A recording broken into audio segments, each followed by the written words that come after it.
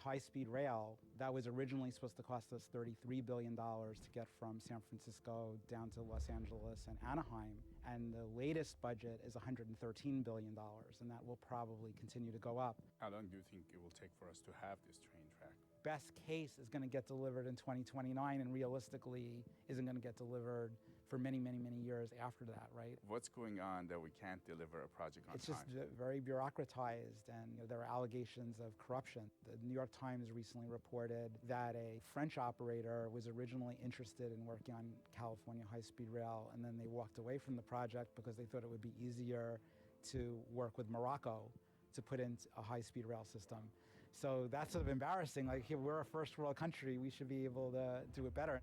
In California, we are investing billions of dollars into building train projects that unfortunately may never get finished, and we may never use.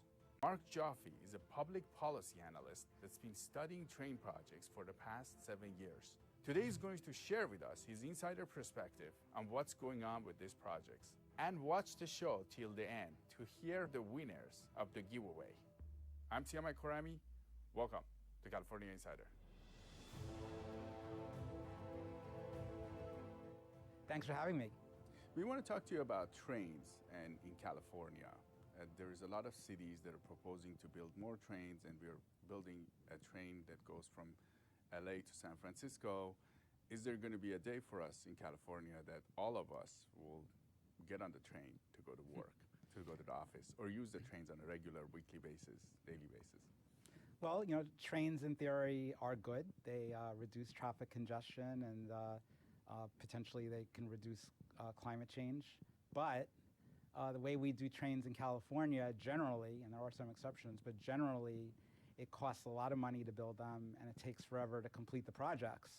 And then the ridership turns out to be disappointing. So when you look at it in cost-benefit space, actually it usually doesn't add up. You mentioned California's approach is problematic. What is problematic about it when dealing with trains?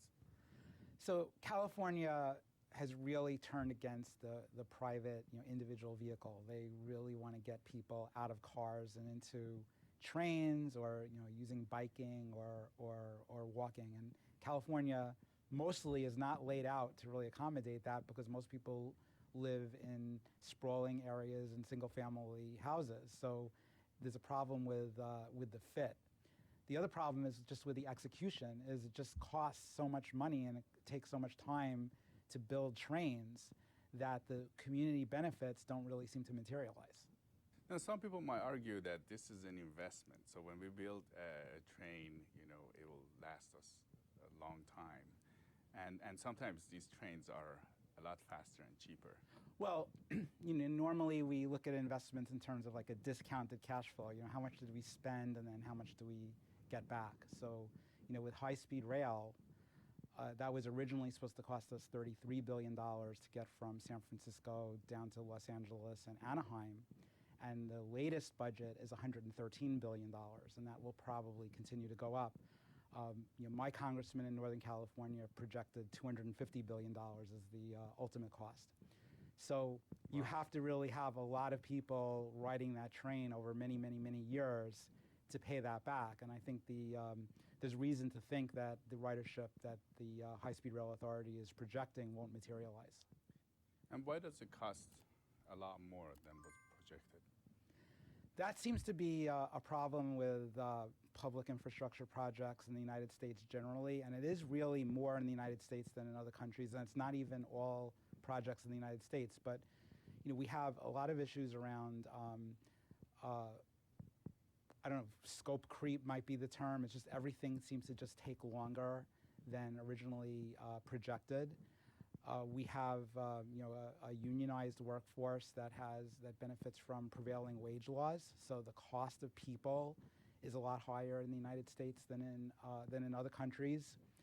And I think we just have a lot of regulations, like, for example, CEQA, that make it more difficult to build large infrastructure projects.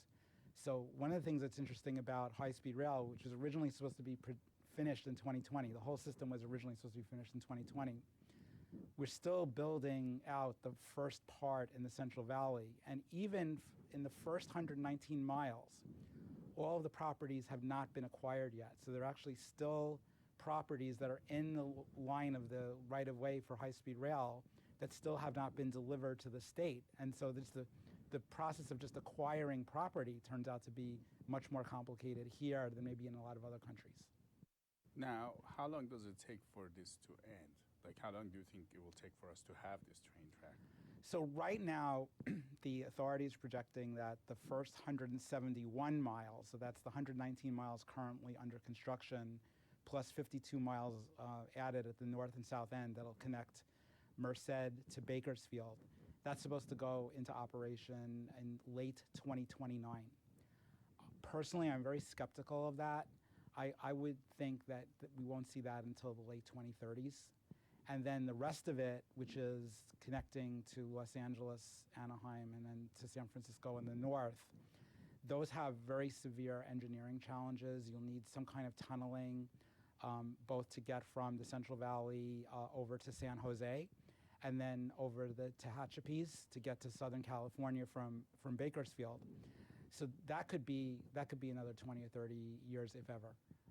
So that part that is easy, it's going to take till 2030 to get done. Yeah, that's what I think. Obviously, no one has a crystal ball, but betting against what the authority projects in terms of a time frame has worked pretty well so but far. the authorities are saying by 2029 Yes. they'll get all of it done? Yeah. Is that the whole? No, 2029 would be the first 171 miles from Bakersfield to Merced. The date that I've seen for the larger system is 2033, which is really unbelievable. What kind of thought leadership is it when you have a project that was authorized in 2008, was supposed to be delivered in 2020, and now best case is going to get delivered in 2029, and realistically isn't going to get delivered for many, many, many years after that, right? And then it's going to cost already 3.5 times what it was initially budgeted for, and probably is going to cost much, much more than that. So it's not a good example, right? We haven't created a good example of how high-speed rail can contribute to a solution. That's it. We have all the entrepreneurs here. We have all the tech companies. Is it something that has changed with us? Yeah. What's going on that we can't deliver a project on time? It's just very, very bureaucratized, and there are allegations of corruption. So the New York Times recently reported that I think it was a French operator, was originally interested in working on California high-speed rail, and then they walked away from the project because they thought it would be easier to work with Morocco to put in a high-speed rail system. Wow. So that's sort of embarrassing. Wow. Like, we're a first world country, we should be able to do it better. And one of the things that that turned them away was the idea of not building along I-5, because that was the more efficient solution. So we have a lot of political inputs into the decision-making process that don't yield the best outcome. So it's easier for this contractor to build in Morocco than California. Mm-hmm. How do you think California leaders feel about this? I mean, I haven't really seen a definitive answer to that, but I think there's an increasing view that we really don't need the private sector. We've got to really build state capacity to be able to handle all the decision-making processes that are required. But that's really hard to get to, because right now, all the construction is being done by private companies. The problem is those private companies don't have the correct incentives. They don't own the system. So as a result, they're basically working on a cost-plus basis. So their incentives are wrong because they get paid for generating costs. So the more the more rework that they have to do, the more money that they can make. And so the longer the whole project takes, the more money they can make. So they're not really incented. Do they get a percentage of the job, or? Well, they bill a fixed amount, but it's going to be based on that amount that they bill is going to be based on their cost of doing it, in terms of labor and materials plus some markup. If instead, we had something like a build, operate, and transfer system where the private company that's building it has to operate it for some period of time and then transfer it over to the government, then the private company's incentives gets aligned with the consumer, because the private company has an incentive to complete the project as quickly as possible so that they can start earning revenue from operating the system. But we don't work that way in California. We just pay private companies to build things, and then we rely on the state to manage everything and make sure that we get some kind of return on what's being constructed, and that hasn't really happened so far. So private companies are benefiting from the fact that the budget went from 30 billion to 100. Yeah, they're going to capture. They're going to capture most of that. Absolutely. And if it goes from 113 to 150, that's theirs. Yes. Yes. So they have no incentive to actually. Exactly. Exactly. Their incentives just don't align with what's good for the public. Why are we doing this? Well, I think we would need an attitude change, which I think is very difficult in the current political context, which is to get more comfortable with relying on the private sector to take ownership of important projects. But I think the prevailing ideology in Sacramento is really against the private sector, so they create systems that seem like they're not good for the private sector, but ultimately the private sector figures out some way to benefit from them. So the idea of doing these projects is great, but just the way we're doing them, it's not getting us there. Yeah, and it's, there are exceptions. I think LA Metro has done some projects where they've been able to stay on budget. I know that San Diego did one where it stayed on budget, so it is possible, but I think more often than not, you have these huge over-budget situations. The Second Avenue subway in New York, which definitely has a much stronger argument than anything in California because New York is a very transit-oriented city. But still, it was very, very expensive to build just 3 stations. I think $4 or $5 billion to do that. Honolulu is having a horrible time. They got money under the stimulus bill in 2008 to build an overhead light rail system in the Honolulu area, and even now at the end of 2022, nothing is opened, and it's years and years late and way over budget. I think it's something like $12 billion now to build 20 miles of service. So in a lot of the country, we just can't seem to get this done. And I think one aspect of it that I think a lot of transit advocates should consider is the bespoke nature of train systems. So let's say that we need to get people from one place to another. If we can do it with a bus, it's going to be a lot easier to get that to work because buses are mass-produced. They're very standardized. We sort of know how to do that, right? When you get into trains, generally, every transit system in North America has like these very specific specifications for what the rolling stock is going to be like. In the case of BART doesn't even use the standard gauge of, I think it's 4 7/8 inches. I don't have the exact measurement. But BART uses a wider gauge, so the cars have to be custom built for BART. So there's all this customization. Then you have a lot of problems with the positive control system where the train is supposed to automatically be able to stop without rider intervention. A lot of times the testing and development of that doesn't go smoothly, so you end up with a lot of delays in terms of the system getting started. That was a big problem with BART extensions previously in the Bay Area, where the whole thing was done, and then, well, there's a problem with the positive train control system. We've got to spend more time working that out, and then another 6 or 12 months gets added to the schedule. So, if you build buses, even bus rapid transit, you're dealing with rubber tires, asphalt, things that are sort of box standard around the country. It's much more likely, not guaranteed, but it's much more likely that those things are going to be delivered close to on time and close to budget than train systems where a lot of things can go wrong because they're brand new. But some people that are in these communities that also argue that this is really good for them, like people in Merced and Fresno and these rural communities, they're going to be in this train line and they're going to get connected so they can go to LA and they can go to San Francisco faster, right? Well, that's true, but they have to go through the construction phase. And, as Jim Patterson, who's been on the show previously, mentioned, Fresno has really been torn up by high-speed rail construction. So they've really paid this huge price in the 2010s to maybe get something in the 2030s, and maybe in the 2040s they'll get connected to San Francisco and Los Angeles. So a lot of pain now for questionable benefits in the future.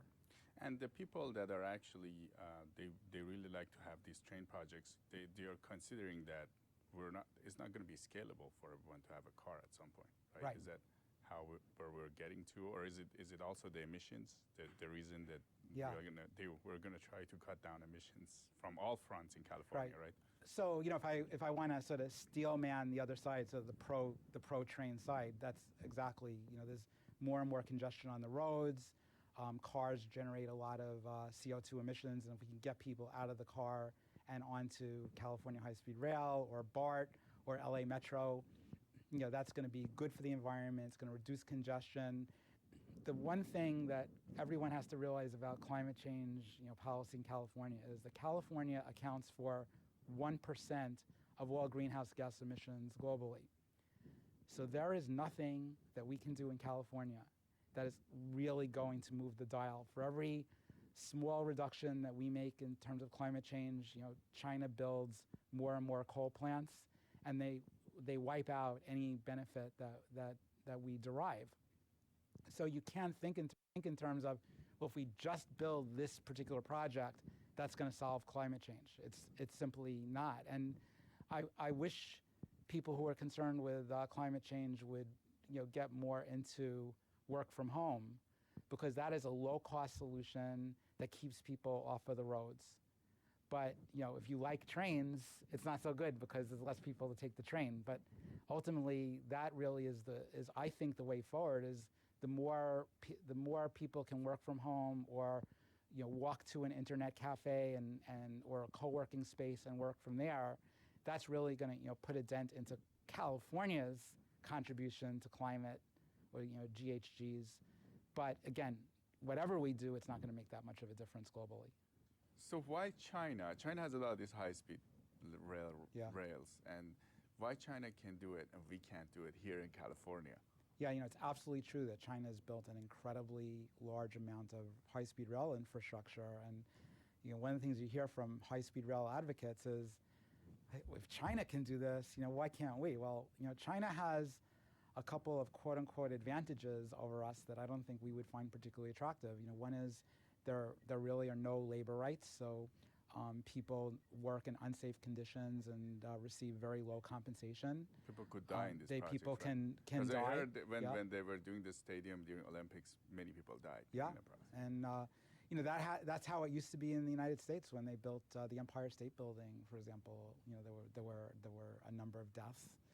You can't rule out the possibility that even with a lot of labor protections, there still won't be the occasional casualty, because it's just necessarily you're doing things with concrete and steel, and people are at elevated positions, so there's always a risk associated with it. But if you put in basic safety protocols, then you can really reduce the chance of people getting injured or dying. And China doesn't have to bother doing that because it's an authoritarian system. And then the second thing, high-speed rail requires taking a lot of property because the tracks have to be very straight. You can't have big curves because that would cause the train to have to slow down to make those curves. So there's pretty much, a right-of-way, and it's pretty fixed, and you need to acquire all the property along that right-of-way. So here in the United States, we have the Fifth Amendment. So the government has to pay you just compensation. You have to go through a judicial process if you don't want to give up your property.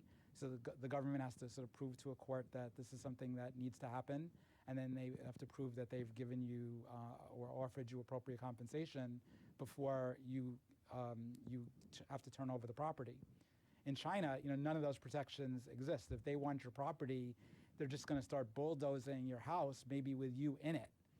And so that's not something that I don't think would want to replicate here. So that's a serious constraint that we have as a Western democracy with individual rights that China doesn't have. So do you think the public transportation here, the way we are doing it? Do you think there's a future for it, for people to use it? I think that in highly densely populated areas like San Francisco, trains, light rail or other kinds of track-based systems make a lot of sense.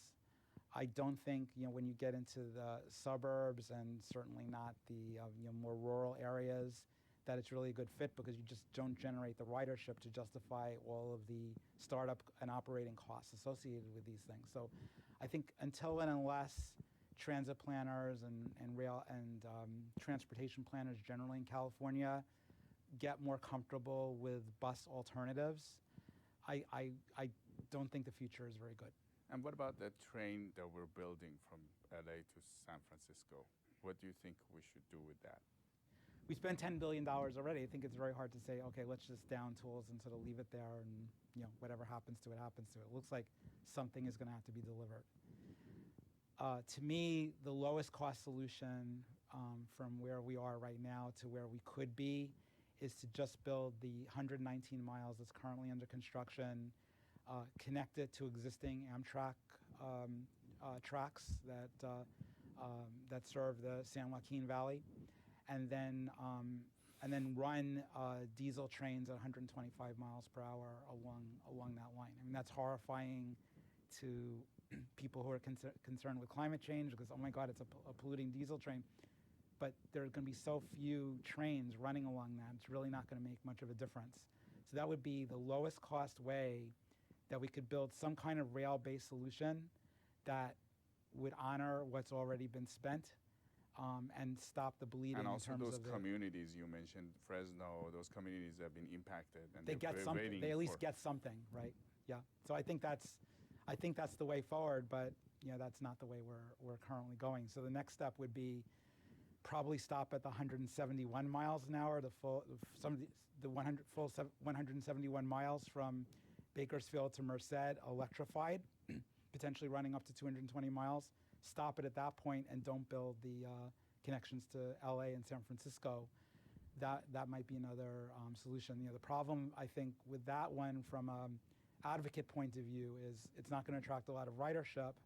And if the idea is to sort of seed the country with high-speed rail projects, it's not a great example of what we can do with high-speed rail. But if I put on my advocate hat for a second, I think there's a much better solution from that point of view, which is Brightline, which is a system that started in Florida, a private company that's been building quasi-high-speed rail. It's going to be up to 125 miles per hour, is proposing, or is planning, I should say, to build a system from Los Angeles to from the Los Angeles area, starting in Victorville, to Las Vegas. And most of that is going to run in the median of I-15. So that's going to be a lot cheaper to build. It's private entity, so I think a lot of the efficiencies that come from private development will come there. And so we could potentially see in the next several years a successful example of high-speed rail that at least between on the weekends when people want to go from LA to Vegas and gamble or see shows or whatever, that could get very high ridership. And so it could actually pencil out. So I think that might be something that we could sort of put our hopes in terms of an example of a successful high-speed rail. But I don't see how California high-speed rail can really get there from here, given all of the political and just engineering challenges that it has. Mark, do you have any other thoughts for our audience? Yeah, so just to elaborate on that whole remote work thing I talked about a little earlier, California is a leader in terms of technology. So if we can build technology that makes remote work more efficient and easier, in terms of, for example, using virtual reality to make it feel like you're at a conference room with other people, as opposed to the Zoom experience we have right now, which sometimes gives people a headache. If we can build those kinds of things, I think we could really do a lot to reduce the amount of transportation that people need and thus reduce the amount of greenhouse gas emissions. But I think just focusing on building more and more trains, it's really not working out for us. Mark Joffe, policy analyst with Cato Institute. It was great to have you on California Insider. Thanks.